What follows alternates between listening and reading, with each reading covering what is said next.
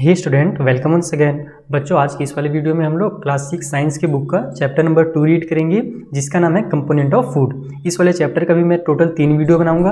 ये जो पहला वीडियो है हमारा, इसमें हम जो फूड के कंपोनेंट होते हैं, यानी कि जिनके हमारे बॉडी को ज़रूरत है, फूड में बहुत सारे कंपोनेंट होते हैं, कैल्शियम हो गया, आयरन हो गया, मिनरल, विटामिन, बहुत सारी चीज़ें होती हैं। तो उनका हम टेस्ट कैसे करें, यानी कि उनका पता कैसे लगाएं कि किस फूड में कौन सा कंपोनेंट है, उसके बारे में हम इस वीडियो में जानेंगे। उसके अलावा कहाँ से हमें कौन कौन से कंपोनेंट मिलते हैं, जैसे कि अगर हम बनाना खाएंगे या हम अंडे खाएंगे तो उसमें मुझे क्या मिलेगा। ठीक है, इन सब के बारे में इस वीडियो में जानेंगे। सेकेंड वाला जो वीडियो रहेगा उसमें हम लोग बैलेंस डाइट के बारे में जानेंगे, और फिर अगर हमें वो चीज़ें नहीं मिलेगी जो हमें डाइट में चाहिए तो फिर क्या क्या बीमारियां हो सकती हैं, उसके बारे में भी हम लोग सेकेंड वीडियो में डिस्कस करेंगे। और जो थर्ड वाला वीडियो रहेगा वहाँ पर मैं आपको सारे जो क्वेश्चन आंसर रहेंगे इस चैप्टर के एक्सरसाइजेस, उनको सिंपल लैंग्वेज में करवा दूंगा ताकि आपको याद करने में आसानी हो। ठीक है, तो ये स्टार्ट करते हैं और रीड करते हैं इस चैप्टर को। Component of food. In chapter 1 we made list of the food item that we eat. We also identify food item eaten in different part of India and mark this on its map. यानी कि पिछले वाले chapter में हमने अलग अलग food items के बारे में जाना था जो हम खाते हैं, और वो अलग अलग जगह पर मिलता है। साउथ में अलग फूड मिलेगा, नॉर्थ में अलग फूड मिलेगा, इंडिया में, इसके बारे में भी हमने जाना था और मार्क किया था मैप में। A meal could consist of chapati, dal and brinjal curry. Another may be rice, sambar and vegetable preparation of lady finger. Yet another meal could be appam, fish curry and vegetable. यानी कि यहाँ पर देखो कुछ कुछ खाने के बारे में दिया है। कुछ जो खाने हैं वो नॉर्थ में हमको मिलेगा, अपन वगैरह जो है वो इंडिया के साउथ में मिलेगा। तो इस तरीके से कुछ खाने का नाम हमें यहाँ पर बताया गया है। अब एक एक्टिविटी है कि our meals usually have at least one item made of some kind of grain. Other item could be dal or a dish of meat and vegetable. यानी कि देखो हमारे हम जो भी खाना खाएं, चाहे हम नॉर्थ साइड में खाना खाएं, चाहे साउथ साइड में खाना खाएं, ईस्ट में खाना खाएं इंडिया के, या फिर नॉर्थ में वेस्ट में खाना खाएं, एक हमको खाना जरूर ऐसा मिलेगा जो किसी न किसी ग्रेन से मिल करके बना होगा, जैसे चावल हो गया या फिर रोटियां हो गई। ठीक है, ये हमको मिलेगा ही। उसके अलावा हमको दाल मिलेगा, सब्जियां मिलेंगी, मीट मिलेगा, वेजिटेबल्स वगैरह मिल सकते हैं। तो कुछ ना कुछ इनमें से हमको मिलेगा ही, चाहे हम किसी भी एरिया में खाना खाएं। तो यहाँ पर हमको ना एक टेबल दिया गया है, इसमें आपको बताना है कि कौन से राज्य में किस तरीके का खाना खाया जाता है। ये इसको अगर आप रीड करोगे तो इसमें आपको यही बोला गया है। 2.1 जो टेबल है उसमें आप चैप्टर 1 की हेल्प से भी आप फील कर सकते हो और अपने दिमाग से भी फील कर सकते हो। मैं आपको सिंपली यहाँ पर समझा देता हूँ। जैसे देखो, पंजाब में ग्रेन वाला जो आइटम है, अनाज वाला जो आइटम है, उसमें क्या खाते हैं, ज़्यादातर मक्के की रोटी खाया जाता है। पंजाब में जाना ना, मक्की की रोटी वहाँ पर बहुत फेमस है। उसके अलावा दाल में वहाँ पर राजमा का दाल चलता है। वेजिटेबल में सरसों की साग बहुत ज़्यादा फेमस है। और उसके अलावा वो कर्ड वगैरह, कर्ड यानी कि दही और घी लेते हैं अपने खाने में। उसी तरीके से अगर आप आंध्र प्रदेश में जाओगे तो वहाँ पर आपको अनाज में राइस मिलेगा, दाल में तुअर की दाल मिलती है और रसम मिलती है। उसी तरीके से कुंदरू मिलता है, जिसको डोंडकई, ये तो मैं नहीं बोलता, मैं हम लोग के हमारे यहाँ छत्तीसगढ़ में कुंदरू ही बोला जाता है। तो वेजिटेबल में आपको मैक्सिमम कुंदरू मिलेंगे। उसके अलावा अदर वो बटर मिल्क, घी है ना, अचार वगैरह लेते हैं। उसी तरीके से आप अपने राज्य के लिख सकते हो यहाँ पर। जैसे मैं यहाँ पर आपको छत्तीसगढ़ का बता देता हूँ। छत्तीसगढ़ में भी यहाँ पर राइस बहुत ज़्यादा खाया जाता है। दाल में क्या बोलते हैं उसको, रहड़ की दाल है ना, रहड़ या फिर मटर की दाल, चने की दाल, ये सब ज़्यादातर रहर और मसूर की दाल ली जाती है ना। वेजिटेबल में यहाँ पर साग वगैरह आप कह लो ज़्यादा खाया जाता है। और उसके अलावा अदर में आप यहाँ पर अचार वगैरह लिख सकते हो कि पिकल्स वगैरह अचार हो गया, या कर्ड यानी कि दही भी इस साइड में लिया जाता है। ठीक है, तो ये अपने अपने राज्य का आपको यहाँ पर फील करना है। यहाँ पर जैसे आपका जो भी, आप जिस भी स्टेट में रहते हो उसके बारे में आप फील कर लेना। ठीक, तो ये हमको एक्टिविटी दिया हुआ है। अब देखो 2.1 क्या हमारा, कि what do different food atom contain, यानी कि अलग अलग जो फूड आइटम है उसमें हमें क्या क्या मिलता है। जैसे अब यहाँ पर आप रोटी खाओगे तो कुछ आपको अलग एनर्जी की चीज़ें मिलेंगी, सब्जियाँ खाओगे तो आपको अलग चीज़ें मिलेंगी। अब क्या मिलती हैं, आइए मैं आपको वो समझाता हूँ। We know that each dish is usually made up of one more ingredient which we get from plant or animal। यानी कि जो भी हम डिश खा रहे हैं वो एक या एक से ज़्यादा इंग्रेडिएंट से मिल करके बनता है। जैसे कि या तो है ना गेहूं से बनेगा, या फिर चावल, गेहूं चावल मिला करके बनेगा, या तो दाल और चावल को मिला करके बनेगा। तो अलग अलग इंग्रेडिएंट से भी बनता है। और ये सब हमको जो चीज़ें जो भी हम बना रहे हैं ना, या तो हमको प्लांट से मिलती हैं या तो एनिमल से मिलती हैं। और this ingredient contains some component that are needed by our body. These component are called nutrient। यानी कि जो भी इंग्रेडिएंट हम ले रहे हैं अपने खाने में, उनमें कुछ कंपोनेंट होते हैं, ठीक है, जिनकी ज़रूरत होती है हमारी बॉडी को, और इन्हीं कंपोनेंट को हम लोग क्या कहते हैं, न्यूट्रिएंट कहते हैं। क्लियर है, न्यूट्रिएंट क्या होता है। अब जो मेन न्यूट्रिएंट होते हैं हमारे खाना में वो कौन कौन से हैं, तो कार्बोहाइड्रेट हो गया, प्रोटीन हो गया, फैट, विटामिन और मिनरल। इसके अलावा भी बहुत सारी चीज़ें हैं, लेकिन ये जो है मेन न्यूट्रिएंट है हमारे खाने में। ठीक है, ये आप याद रखना, इससे एक रिलेटेड क्वेश्चन भी आएगा आगे चल करके। In addition food content dietary fibre and water which are also needed by our body, है ना। इसके अलावा डाइटरी फाइबर और वाटर की भी जरूरत पड़ती है हमारे बॉडी को, जो कि हमें फूड में मिल जाता है। Do all food content all this nutrient, क्या सारे के सारे जो भी हम फूड खा रहे हैं उसमें ये पूरे के पूरे न्यूट्रिएंट यानी कार्बोहाइड्रेट भी, प्रोटीन भी, फैट, ये सभी हमको सभी फूड में मिलेगा क्या? तो नहीं, अलग अलग फूड में अलग अलग न्यूट्रिएंट होते हैं, उसके बारे में भी हम आगे रीड करेंगे। With some simple method we can test whether cooked food or a raw ingredient contain one or more this nutrient, यानी कि कुछ टेस्ट से हम पता लगा सकते हैं कि जो भी हम खाना खा रहे हैं उसमें कौन कौन सा न्यूट्रिएंट है। ठीक है, तो आइए यहाँ पर हम लोग टेस्ट के बारे में आपको टेबल 2.2 में दिया गया है, जैसे एक्टिविटी 2 से स्टार्ट हो रहा है टेस्ट, इसको हम लोग स्टार्ट करते हैं टेस्ट करना। यहाँ पर आप जब रीड करोगे तो वही दिया है कि आप कैसे टेस्ट कर सकते हो किसी भी खाने की चीज़ को, कि उस खाने की चीज़ में क्या है। उसके अलावा अगर कुछ चीज़ें आपके स्कूल में नहीं है, जैसे ये जो टेस्ट लिखा हुआ है ना, ये मेनली तो आपको स्कूल में ही कराया जाएगा, घर में तो आपको ये सब सामान मिल नहीं पाएगा, जैसे कि आयोडीन हो गया, कॉपर सल्फेट हो गया, तो ये सब आपको घर में नहीं मिल पाएगा, स्कूल में ही आपको टेस्ट कराया जाएगा। तो उसी के बारे में यहाँ पर लिखा हुआ है कि किस तरीके आप टेस्ट कीजिए, फिर जो भी ऑब्जर्व करोगे आप कि उसमें क्या प्रेजेंस है ना, उसको आपको टेबल 2.2 इस वाले टेबल में आपको फिल करना है। जैसे अभी हम लोग टेस्ट करने वाले स्टार्च का, प्रोटीन का और फैट का, इन 3 चीज़ों के बारे में हम लोग मेन यहाँ पर टेस्ट करेंगे। तो let us begin by testing different food item to see if they contain carbohydrate, यानी कि चलिए आइए स्टार्ट करते हैं और पता लगाते हैं कि कौन से खाने के सामान में कार्बोहाइड्रेट पाया जाता है। ठीक है, there are many type of carbohydrate, the main carbohydrate found in our food are in the form of starch and sugar, we can easily test if a food item contain starch, यानी कि देखो जो carbohydrate होता है ना, वो या तो स्टार्च के फॉर्म में रहेगा खाने में या तो शुगर के फॉर्म में रहेगा।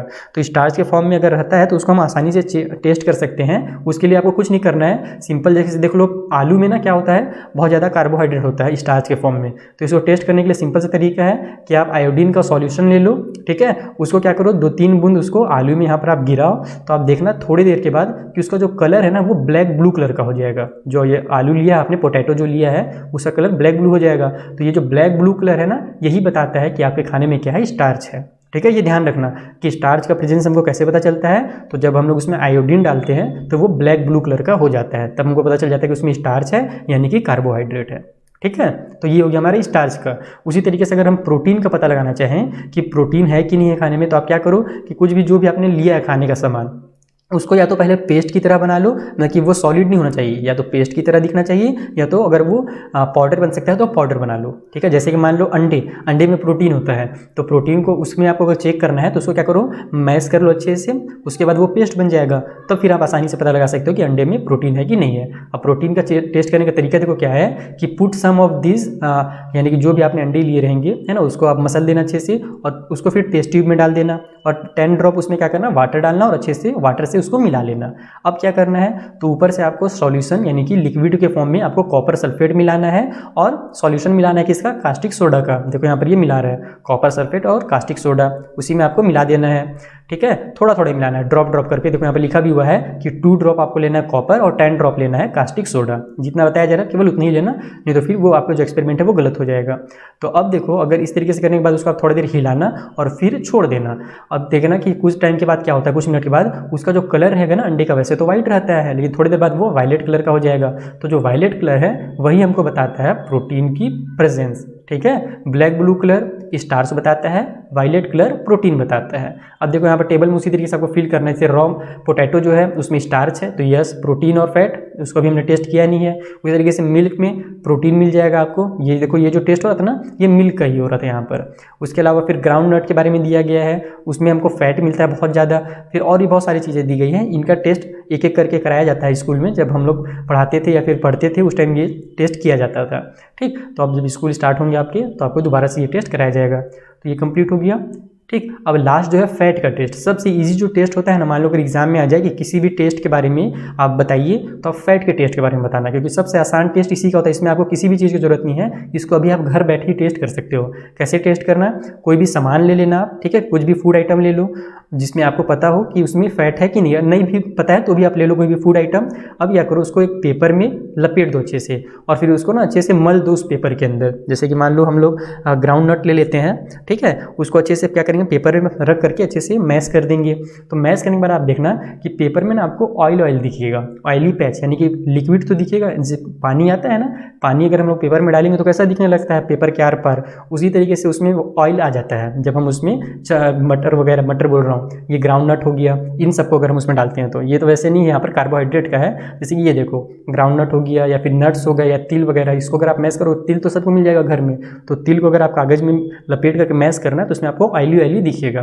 तो जो ऑयली रहता है ना, वही क्या होता है, फैट का प्रेजेंस को बताता है। अगर ऑयल टाइप से नहीं आया कागज़ में, आपने कागज़ लिया, ठीक है, एक कागज़ ले लिया, उसमें हमने क्या किया, बीच में तिल रखे बहुत सारे, और फिर कागज़ को अच्छे से फोल्ड किया और फिर मैश कर दिया। किसी भी पत्थर वगैरह से आप उसको मैश कर दो या फिर हाथ से ही मैश कर दो, ठीक है, या फिर बेलने चौकी उससे मैश कर दो। तो अगर उसमें आपको ऑयली दिख रहा है, ठीक है, तेल टाइप से, तो समझ जाओ कि फैट है। अगर नहीं दिख रहा है तो समझ जाओ कि उसमें फैट नहीं है, ठीक। तो वी टेस्ट फूड। अब कुछ ऐसे खाना भी सामान रहते हैं जिसमें स्टार्टिंग में आपको पानी दिखेगा, तो वो पानी के सूखने के बाद उसमें ना आपको फिर तेल दिखने लगेगा। तो we test food item for 3 nutrient. हमने टेस्ट किया फूड आइटम को 3 चीज़ों में, एक तो कार्बोहाइड्रेट में किया, प्रोटीन का टेस्ट किया और फैट का टेस्ट किया।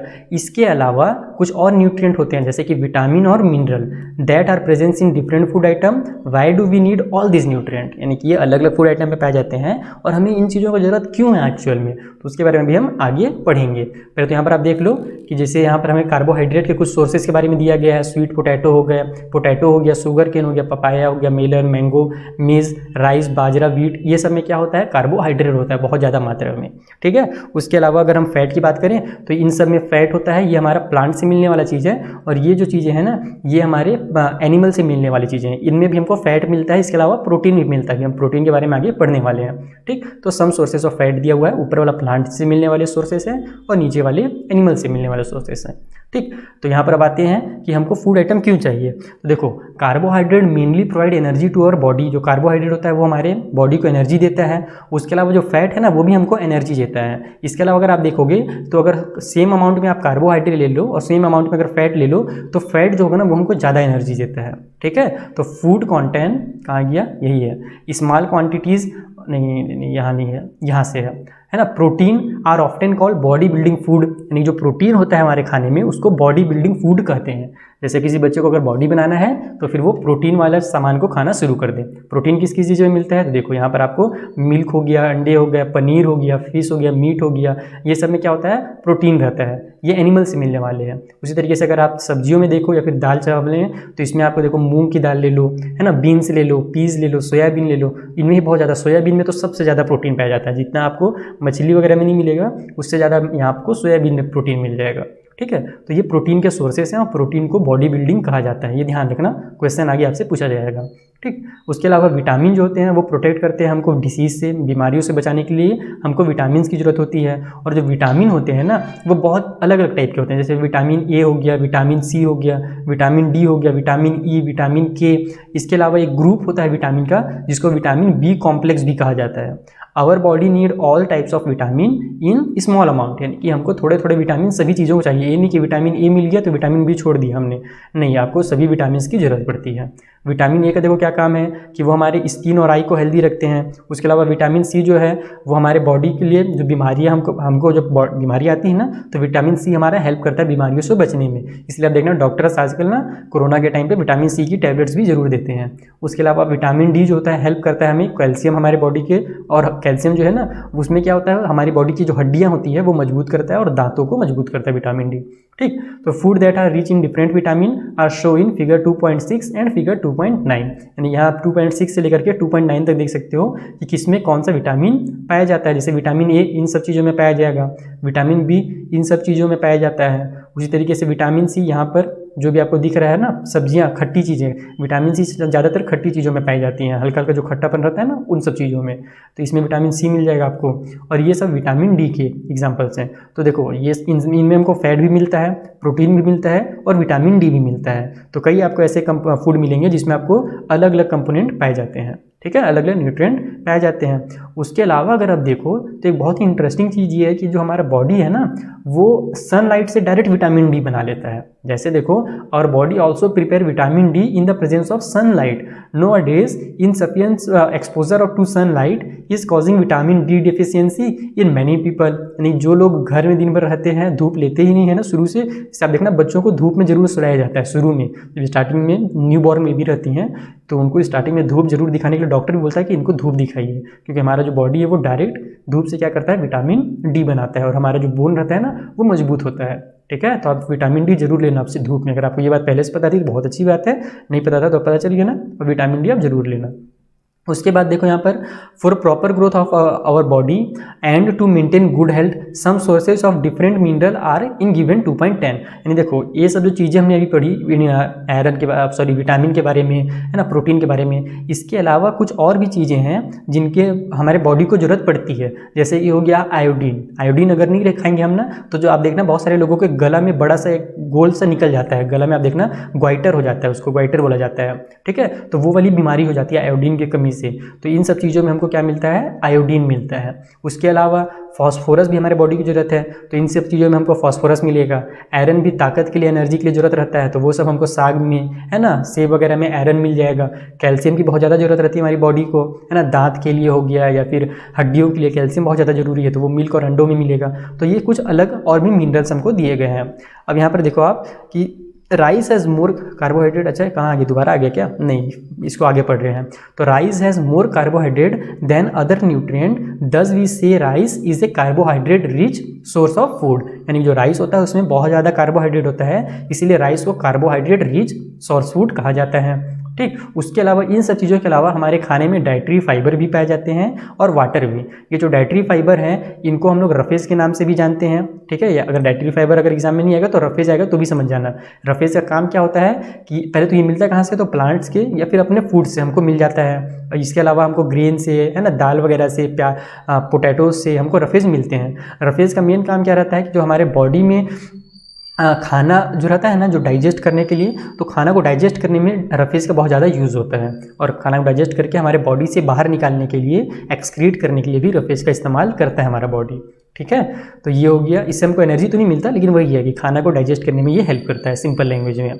अब आते हैं वाटर के बारे में। वाटर भी हमारा शरीर चाहिए, तो water help our body to absorb nutrient from food. यानी कि जो न्यूट्रिएंट हमारे खाने में हमने अभी लिया, तो जो उसमें से न्यूट्रिएंट निकलेगा वो वाटर के हेल्प से ही निकलेगा। It also help in throwing out some waste from body as urine and sweat. इसके अलावा जो गंदगी हमारे बॉडी में रहता है, तो जो हम वाटर लेते हैं ना तो पसीना निकलता है और सुसु भी लगता है, तो उन सब चीज़ों से भी हमारे बॉडी से जो होता है गंदगी से क्या निकल जाता है, बहुत सारी वेस्टेज निकल जाती हैं।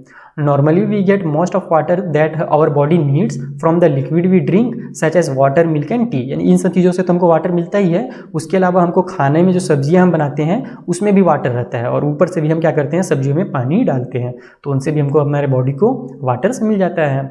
अब देखो यहाँ पर एक एक्टिविटी 3 दिया हुआ है, इसमें सिंपल आपको कुछ नहीं, बस इतना ही बताया गया है कि जो खाना हम लेते हैं ना, सब्जियाँ, उसमें आपको बहुत सारा पानी मिलता है। देखो, टेक ए टोमेटो और ए फ्रूट लाइक लेमन, ये इन दोनों में से आप कुछ भी ले लो, cut it into small pieces, do your hand get wet while doing so. यानी कि जब आप इसको कट करोगे तो देखना आपके हाथ गीले हो जाएंगे। गीले क्यों हो जाएंगे? क्योंकि उन सब्जियों में वाटर होता है। तो वही यहाँ पर दिया हुआ है कि ज़्यादातर सब्जियों में वाटर होता है, जो कि हमारे बॉडी को फिर हम जो ज़रूरत रहता है ना पानी का, तो सब्जियों से भी मिल जाता है। उसके अलावा हम लोग क्या करते हैं, पानी सब्जी बनाने टाइम या फिर खाना बनाने टाइम पानी डालते भी हैं, जिससे भी हमारे बॉडी को वाटर मिलता है। तो इस वीडियो में इतना ही कंप्लीट रखते हैं। ठीक है, इस वाली वीडियो में हमने क्या क्या सीखा, पहले तो टेस्ट सीखा, और उसके अलावा बहुत सारे सोर्सेज के बारे में जाना कि कौन सा कंपोनेंट कहाँ कहाँ पर हमको मिलता है, किन किन चीज़ों से हमको क्या क्या न्यूट्रिएंट खा सकते हो आप, हमें मिलती है, इसके बारे में जाना। अब नेक्स्ट वीडियो में हम लोग बैलेंस डाइट के बारे में जानेंगे कि हमारा खाना कैसा होना चाहिए। केवल अगर हम अंडे खाएंगे तो क्या हम हेल्दी रहेंगे क्या? बिल्कुल नहीं। या केवल हम सब्जी खाएंगे तो भी क्या हेल्दी रहेंगे क्या? नहीं। हमको ना पूरा कुछ ना कुछ हमको क्या चाहिए, बैलेंस डाइट चाहिए, तो उसके बारे में जानेंगे। और उसके अलावा फिर डेफिशिएंसी डिसीज़ के बारे में जानेंगे, यानी कि बीमारियों के बारे में। जैसे अगर हम प्रोटीन ना लें या विटामिन ए ना लें तो हमको कौन कौन सी बीमारियाँ हो सकती हैं, उसके बारे में हम लोग यहाँ पर डिटेल में समझेंगे। इससे रिलेटेड बहुत सारे क्वेश्चन आपके चैप्टर में आने वाला है। ठीक है, और उसके बाद का जो वीडियो रहेगा उसमें हम क्वेश्चन आंसर करेंगे। तो नेक्स्ट वीडियो का लिंक आपको नीचे डिस्क्रिप्शन में मिल जाएगा और ऊपर आई बटन में मिल जाएगा। Thank you for watching.